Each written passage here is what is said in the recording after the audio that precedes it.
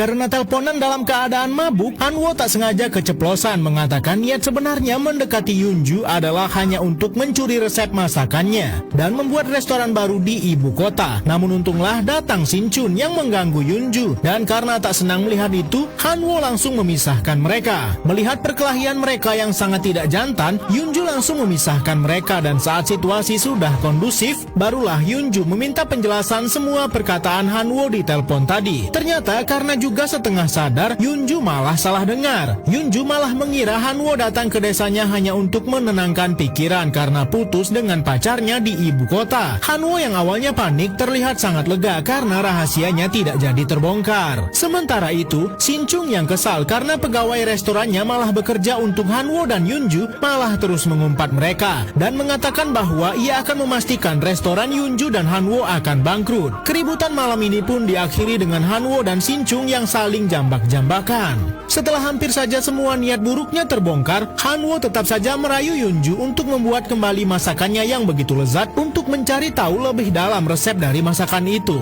Namun karena bahannya yang begitu sulit didapatkan, Yunju menolaknya. Namun Hanwo tetap berusaha membujuknya tanpa henti. Tepat pula saat itu, pemilik bangunan restoran mereka malah menawarkan bangunan ini kepada orang lain. Yunju terlihat sangat kesal diperlakukan seperti ini karena ia masih ingin menempati bangunan ini. Namun pemilik bangunan mengatakan bahwa sudah tersebar berita di seluruh kota kalau restoran mereka bangkrut. Maka dari itu ia tidak mau lagi memperpanjang kontrak bangunan ini kepada Yunju. Hanwo dan Yunju terlihat memikirkan hal yang sama, bahwa berita buruk tentang restoran mereka pasti disebarkan oleh Shin Chung. Tanpa basa-basi lagi, mereka langsung datang ke restoran milik keluarga Shin Chung. Walaupun di tengah jalan mereka sempat ragu kalau pelakunya adalah Shin Chung, tapi mereka tetap saja pada akhirnya melabraknya. Tentu saja Shin Chung tidak mau mengaku bahwa dialah yang sudah menyebarkan berita buruk tentang restoran mereka, sehingga Hanwo cukup kesal mendengarnya. Apalagi Shin Chung terus menunjukkan raut wajah yang ngeselin. Yunju pun mencoba menenangkan Hanwo. Belum selesai urusan dengan Shin Chung, Yunju mendapat telepon bahwa ada petugas keamanan datang dan mengatakan bahwa restoran mereka melanggar undang-undang pemadam kebakaran. Hanwo mencoba menjelaskan bahwa restoran mereka sudah punya alat pemadam di setiap sudut, namun tetap saja restoran mereka dijatuhi hukuman dan tidak boleh buka lagi. Belum selesai lagi urusan soal kebakaran, dinas kesehatan juga datang dan mengatakan bahwa ada laporan restoran mereka tidak memenuhi sertifikasi standar kesehatan. Yunju mencoba menunjukkan sertifikat mereka, namun salah satu petugas tak sengaja menemukan ada bubuk cabai yang bukan berasal dari negara Korea dan itu dianggap pelanggaran. Walaupun sudah menjelaskan bahwa bubuk cabai itu tidak digunakan dalam masakan mereka, tetap saja petugas tidak mau tahu dan tetap memberikan sanksi pada restoran mereka. Yunju pun akan membuat laporan ke kantor dinas kesehatan dan meminta Hanwo untuk tidak membuat masalah apapun lagi dan menunggu saja di restoran. Namun bukannya diam dan menunggu, Hanwo mengajak Jin Myung kembali melabrak Shin Chung. Terlihat Shin Chung memamerkan bahwa restoran mereka bebas dari sanksi apapun. Namun ternyata Hanwo sudah membuat laporan bahwa Shin Chung memiliki garasi ilegal di dekat restorannya. Shin Chung mencoba menyuap petugas, namun petugas tentu saja menolak. Hanwo melakukan ini karena ia yakin bahwa Shin Chung lah yang sudah membuat laporan buruk tentang restoran mereka kepada dinas pemadam kebakaran dan dinas kesehatan. Namun sepertinya keributan mereka belum selesai karena Shin Chung membawa mobilnya lalu memarkirkannya tepat di depan pintu masuk restoran milik Hanwo. Karena tak senang melihat sikap konyol Shin Chung, Hanwo tak mau kalah. Ia membawa sebuah mobil pick up milik temannya dan menutup pintu masuk restoran keluarga Shin Chung. Sepertinya mereka tidak akan pernah berhenti saling mengolok-ngolok satu sama lain.